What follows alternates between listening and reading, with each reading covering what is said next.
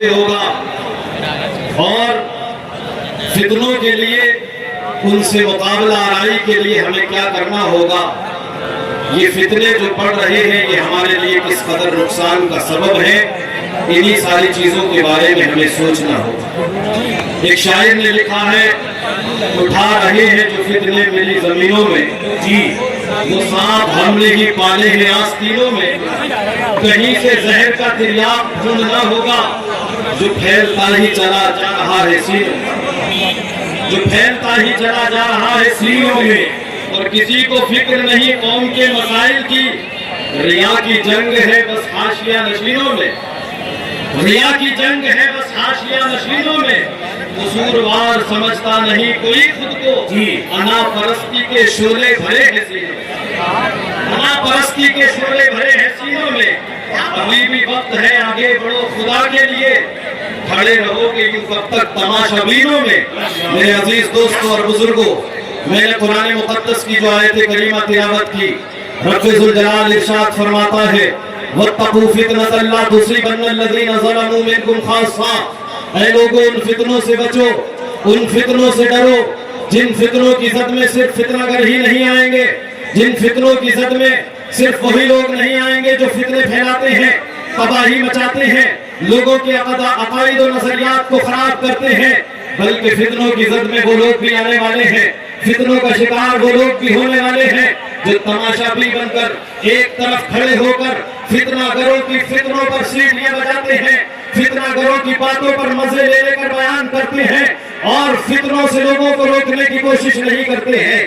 ہر مومن کی یہ ذمہ داری بنتی ہے، اگر کہیں پر فساد طاری ہو رہا ہے، کہیں پر فتنے رونما ہو رہے ہیں، کہیں تباہی و بربادی آ رہی ہے، کہیں گناہ عام ہو رہا ہے، کہیں برائیاں پھیل رہی ہیں، بھلائیوں سے لوگوں کو روکا جا رہا ہے، لوگوں کو منع کیا جا رہا ہے، تو ہماری ذمہ داری بنتی ہے کہ ہم بڑھ کر فتنہ گروں کا ہاتھ پکڑ کر، ان کی زبان پکڑ کر ان کو روکنے کی کوششیں کریں. کیونکہ اگر آج ہم تماشائی بن کر کھڑے رہے، یوں ہی دیکھتے رہے، تو فتنوں کی آگ صرف غیروں کے گھروں تک نہیں پہنچے گی.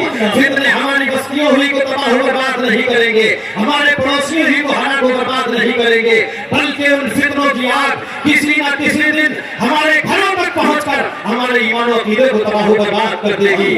ضرورت اس بات کی ہے کہ فتنوں کو روکنے کے لیے کوششیں کی جائیں. آقا کریم علیہ الصلوۃ والتسلیم نے فرمایا من رعا منکم منکرا فلیغیرہ بیدہ او بلسانہ او بقلبہ وذلک اضعف الایمان. کہ تم میں سے جو برائیوں کو دیکھے، جو لوگوں کو برائی کرتے ہوئے دیکھے، تو وہ اس برائی کو اپنے ہاتھ سے روکنے کی کوشش کرے. اگر ہاتھ سے نہیں روک سکتا ہے تو زبان سے روکنے کی کوشش کرے، اور اگر زبان سے بھی نہیں روک سکتا تو دل سے برا جانے. وذلک اضعف الایمان، اور یہ ایمان کا کمزور ترین درجہ ہے.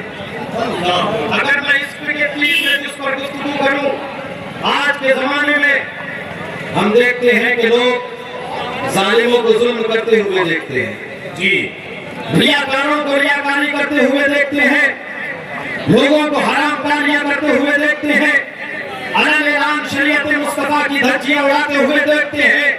اگر ان سے کہا جائے کہ تم ان کو روکنے کی کوششیں کیوں نہیں کرتے، تو وہ کہتے ہیں ہم ہاتھ سے تو روک نہیں سکتے، زبان سے ٹوک نہیں سکتے، لیکن ہم دل سے برا جانتے ہیں.